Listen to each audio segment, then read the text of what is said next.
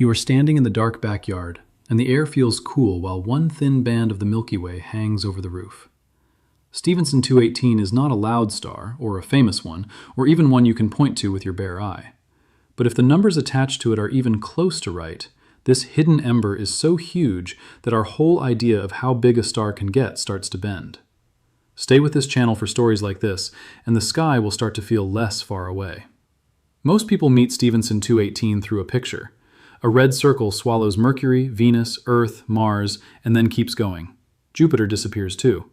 By the time the edge reaches out near Saturn, your brain stops treating it like a star and starts treating it like a mistake. That is part of the power of this object. It does not shine into culture the way Betelgeuse does. It does not get named in movies or pointed out in winter skies. It sits buried behind dust in the direction of Scutum, almost quiet enough to be ignored, while charts on the internet call it the largest star ever discovered. And that phrase does something to us. Largest ever discovered sounds final.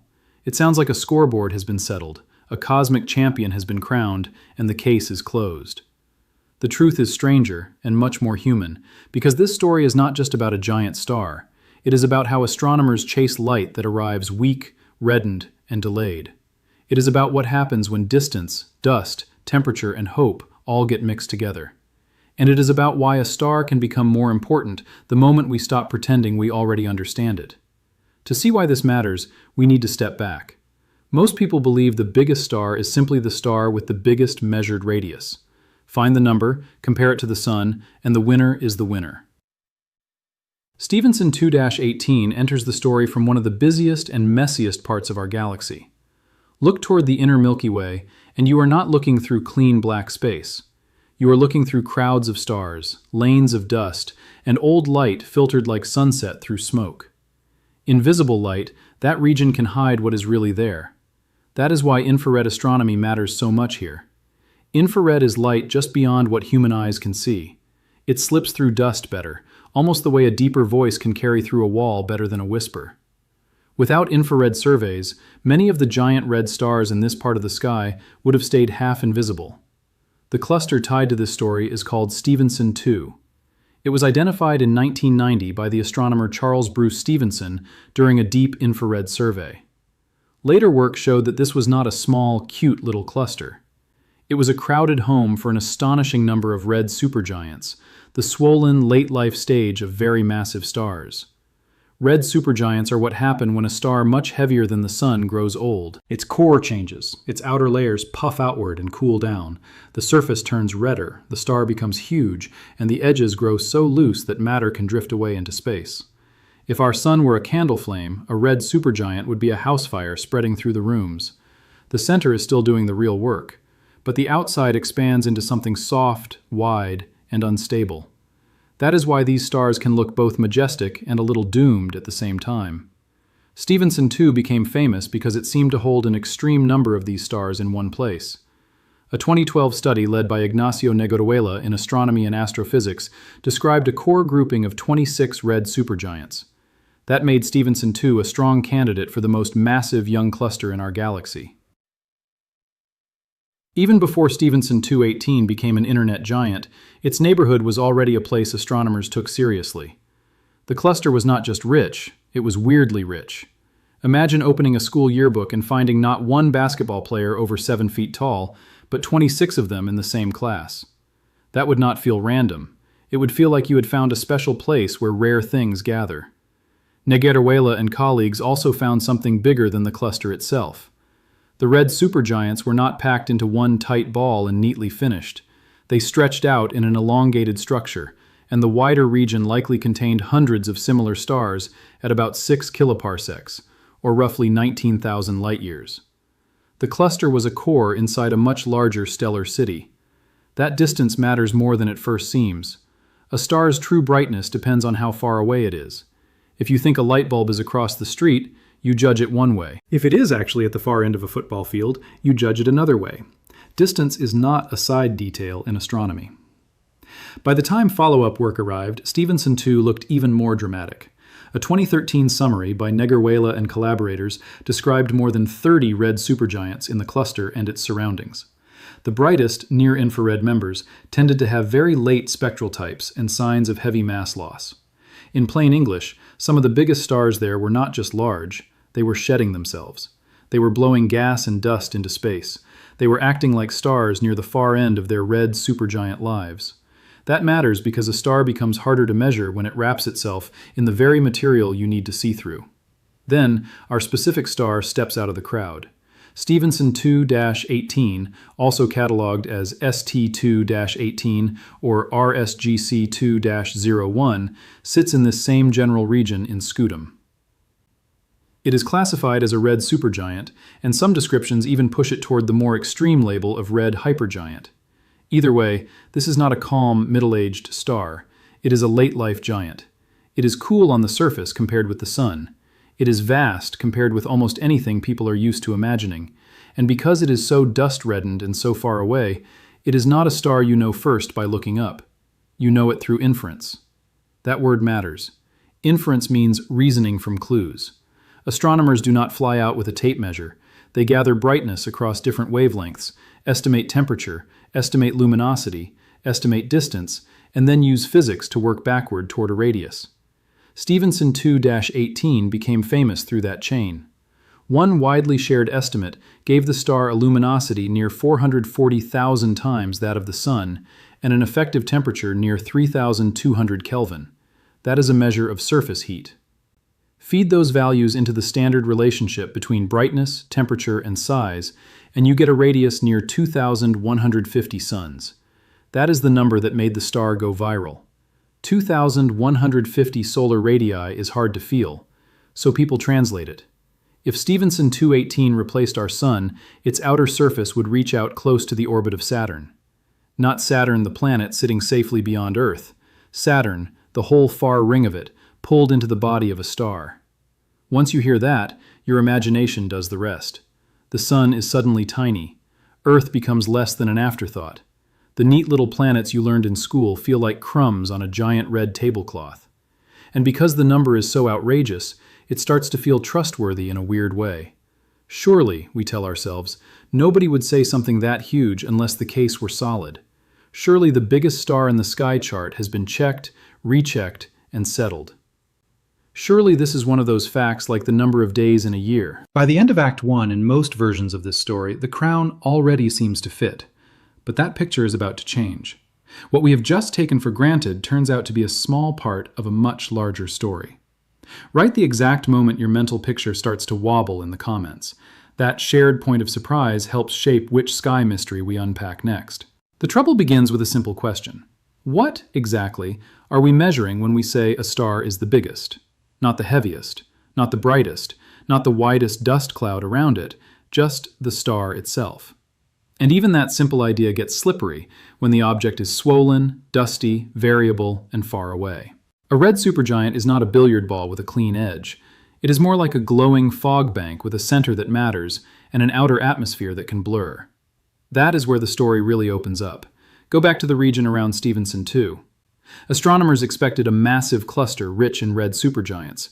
What they found, according to Nigarawela's 2012 work, was a broader association stretched across the sky, with many stars sharing similar motions. It was like expecting one giant stadium and discovering a whole hidden city around it. That mattered right away. If the neighborhood is bigger and more crowded than you thought, then membership becomes harder. A star can sit near the cluster in the sky and still not truly belong to it. And if it does not belong, the distance you assign to it may be wrong. A wrong distance poisons every later number. Stevenson 2-18 carries exactly that problem. Some sources state its distance with striking confidence, around 5.8 or 6 kiloparsecs. But the same reference trail also carries warnings. Its membership in the cluster has been described as doubtful, its radial velocity does not match perfectly with every other member, and some authors have treated it as a nearby or unrelated red supergiant instead. Astronomers expected a clean family link. What they found was a star with an uncertain passport. That is not a tiny bookkeeping issue. It is the difference between saying a singer is on the stage or hearing the same voice from the parking lot. Either way you hear it, but the size of the performance changes. Then comes temperature. Astronomers expected very cool late-type red supergiants to be among the puffiest stars, and many of them are. The famous giant estimate for Stephenson 2-18 used a temperature around 3,200 Kelvin. Cooler stars must be larger to shine with the same power. Cool it enough, and the radius swells, on paper, fast. But temperature in red supergiants is a fight, not a gift. Dust can distort the light. Molecules in the atmosphere can reshape the spectrum. Different methods do not always agree. Trying to read the surface of one of these stars can feel like trying to guess the size of a lantern through steam. That problem had already been haunting the field for years. In 2005, Emily Levesque and colleagues published an important study in the Astrophysical Journal revising the temperature scale of galactic red supergiants. Their work helped bring many of the largest stars down into better agreement with theory, with radii around 1,500 solar radii rather than endlessly rising. The ceiling did not become absolute, but it stopped looking casual. So by the time Stephenson 2-18 got famous online, astronomers were already cautious. They knew huge stars were real. They also knew that huge claims often rest on shaky temperature estimates. When a star seems too cool, too wide, and too easy to exaggerate, people who study these objects start checking the math twice. They have been burned before. Then came a fresh line of evidence. In 2020, Roberta Humphreys and colleagues reported infrared imaging and modeling for red supergiants in several galactic clusters, including Stevenson 2. Instead of treating these stars like simple red disks, they studied the dust around them and the mass they were losing. This matters because the dust tells you what kind of late-life chaos the star is living through. Astronomers expected the most extreme stars to show strong infrared excess, extra glow at long wavelengths from warm dust. What they found was a population where the most luminous examples often did, but not every dramatic-looking star behaved in the same simple way. Stephenson 2-18, in that 2020 sample, was modeled with a revised spectral type near M0.5 and a temperature near 3,800 Kelvin. That is much hotter than 3,200. Hotter may not sound dramatic. In this story, it is everything. Keep brightness similar and raise the temperature, and the inferred radius drops. The giant red balloon loses some of its air. It is like learning that a shadow on the wall came not from one monster shape, but from a lamp moved closer to the screen.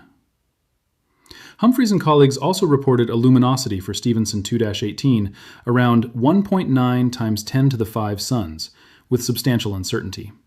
They estimated a mass loss rate of about 3.4 times 10 to the minus 6 solar masses per year. That sounds tiny, but a solar mass is the mass of our sun. Even a small fraction of that leaking away year after year is enormous on human terms. Astronomers expected the largest viral star to stand apart mainly through sheer size. What they found was a star that also belonged to a wider story about mass loss, dusty shells, and evolutionary stage. It was less like meeting the tallest person in a crowd and more like meeting a patient in the middle of a complicated medical chart. The label alone stopped being enough.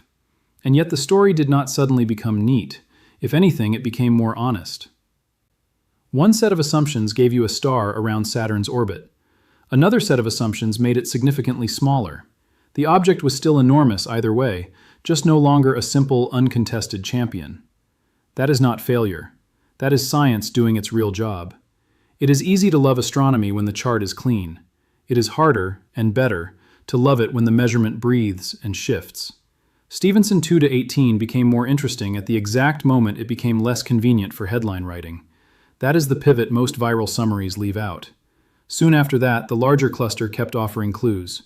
Late-type red supergiants in Stephenson 2 had already been linked with heavy mass loss, and in some cases maser emission.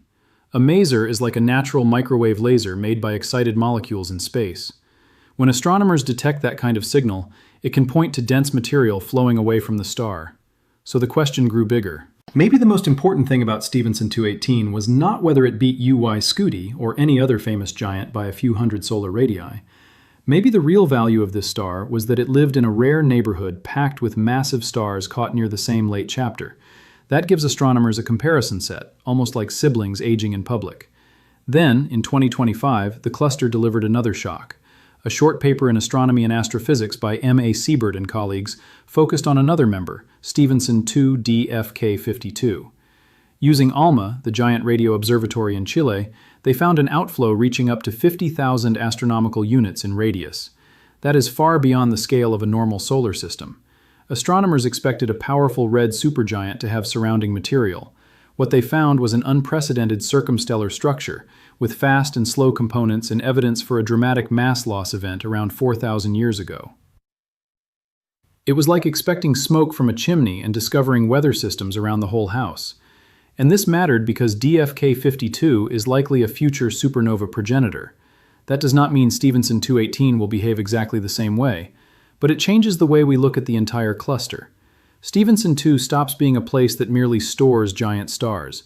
It becomes a laboratory for watching how massive stars shed matter before death. In that setting, size alone is a shallow question. Somewhere around here it is fair to pause. Even the experts do not agree on every number for Stephenson 2 to 18. Distance remains hard, temperature remains hard, membership remains hard.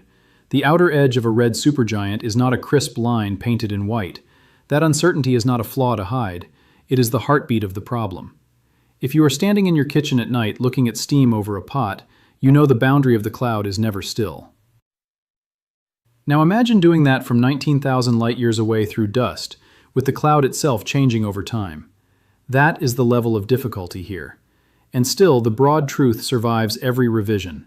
Stephenson 2-18 is staggeringly large. It is one of the largest stars ever proposed by radius. It lives in or near one of the richest known red supergiant environments in the Milky Way. It is almost certainly near the end of its life, not the beginning. That last point matters most. We are not looking at a stable monument. We are looking at a phase. A red supergiant is a brief, unstable chapter in the life of a massive star.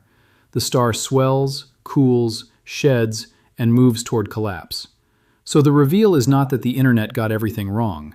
The reveal is that the biggest number in the headline sits on top of a stack of assumptions, and underneath that stack is an even better story.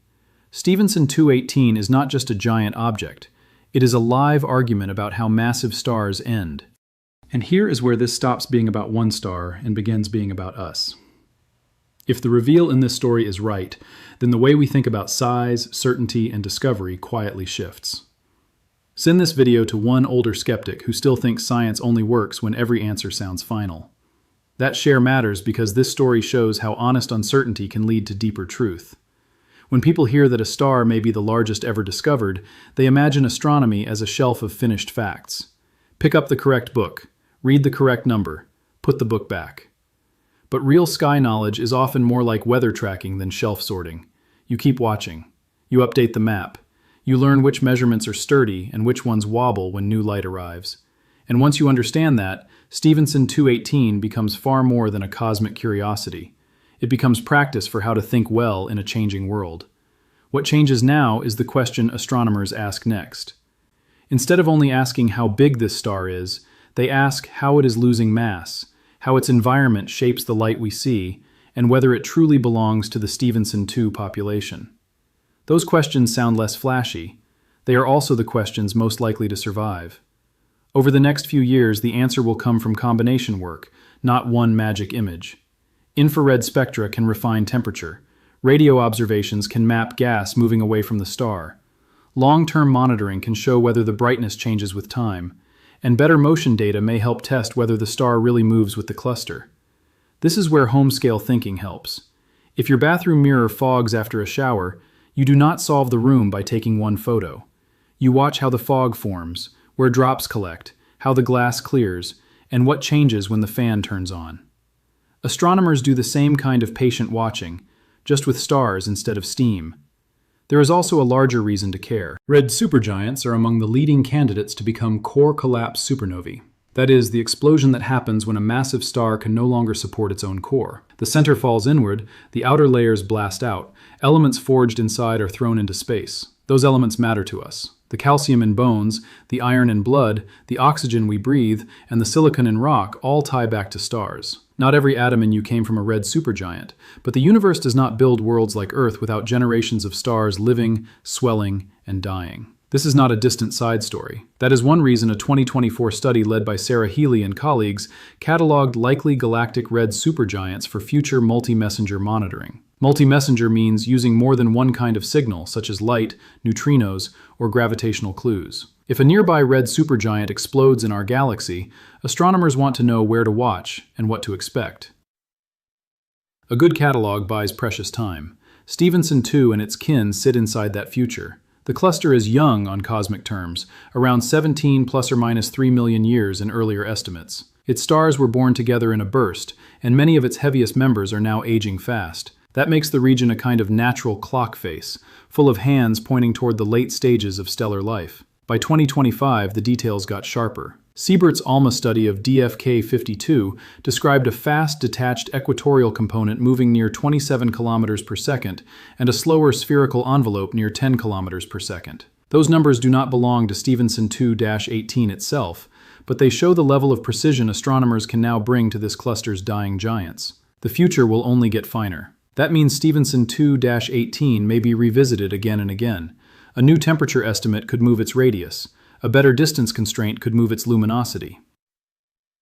A deeper study of surrounding dust could change how we separate star from shell. The crown may tighten, loosen, or leave its head entirely. And that is okay. Because what we really want is not a king for a poster.